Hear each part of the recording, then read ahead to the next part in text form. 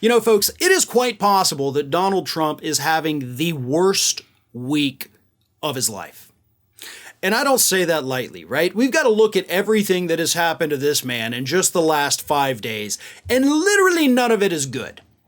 You know, the week basically started out with the special master, Ray Deary, the special master Trump himself picked, calling out his own legal team saying, if you're not going to tell me which of these documents you declassified, then I have no choice but to side with the DOJ. So that was big, and right, that was going to be probably the news of the week with his own special master saying, you guys have tried my patience already. I'm annoyed. I'm tired of this. Give it to me or we're done. But then, of course, on Wednesday, you had New York Attorney General Letitia James announce the massive fraud lawsuit against Trump, his kids, and his organization.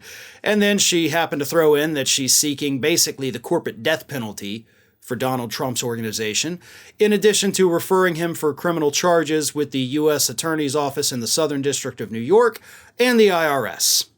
And then Trump got on Truth Social and actually mentioned that they didn't overvalue the properties. All we did was undervalue them, which is tax fraud. So good job admitting that.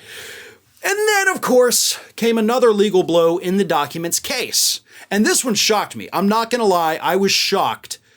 And this might be the icing on the cake for the week.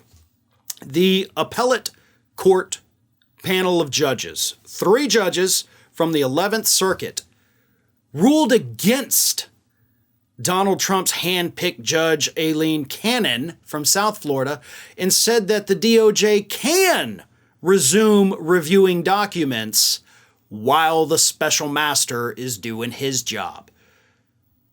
That is a massive blow to Donald Trump, not just because the ruling itself, but because 2 of those 3 judges on that panel were appointed by Donald Trump. Now, this is actually why I was worried about it, because the 11th Circuit Court is made up of 11 judges.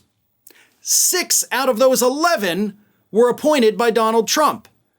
So you have a majority of judges already on that panel appointed by Donald Trump. Another one was appointed by George W. Bush. The other 4, 1 was Clinton, 3 was Obama. So you had a 7-4 Republican advantage on that court. On the panel that decided this case, 2 were from Trump, 1 was from Obama. So 2 out of 3 from the very guy they've got a rule on, and they still said, we're not going to side with you. This is ridiculous. They specifically, let me read this here from CNN because this is quite amazing. Wednesday night, the appeals court panel called Trump's legal team out. Plaintiff suggests that he may have declassified these documents when he was president, the court wrote. But the record contains no evidence that any of these records were declassified. And before the special master, plaintiff resisted providing any evidence that he had declassified any of these documents. So the 11th Circuit was basically using the same rationale that the special master Ray Deary used in saying, if you can't show us that you actually did declassify these, we need hard evidence, not just you saying I can mentally do it like you told Sean Hannity. We need evidence. We need proof that this happened, or else we simply can't go on with this. Because the court was basically trying to figure out if the special master had to go through everything before the DOJ could touch anything. And because Trump couldn't prove it, and his lawyers offered nothing to back it up, they said, all right, DOJ, there you go. Do your job. Keep looking at the documents. Trump's legal team is just so stunningly incompetent. But not entirely incompetent. Actually, I got to take that back. I do think they're really, really terrible lawyers and they are incompetent.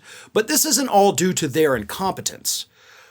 This is actually partly due to the fact that they know their client is lying and they're refusing to lie in the court filings, which would get them in legal problems. Because as I've repeatedly said, they have never once in a court filing said he declassified anything, ever. Some of his lawyers have made the claim in the media, but that's not prosecutable. You put a lie in a court filing, that is. Trump has made the claims all over the place. So they have to basically repeat what their client says until it comes to the court filings. Because if they know he's lying and they put it in a court filing, they're screwed. Which is why they refused to do it, which of course is why they had to deny turning over any evidence that it happened. So put that together with all the crap out of New York, the issues they're having with the special master. Oh, and let's also not forget that the Fulton County DA, Fannie Willis, said that, yeah, the crimes she's investigating Trump and his pals for absolutely carry prison sentences. So you add all that together, and as I said, this may be the worst week that Donald Trump has ever had. And nobody deserves it more than him. Hey everyone, this is Aspen. And did you know that for the low cost of $0 per day, you can subscribe to the Fair and Balanced YouTube channel? We also encourage you to like, comment, and share, but again, click that subscribe button and help Aspen not be so grumpy.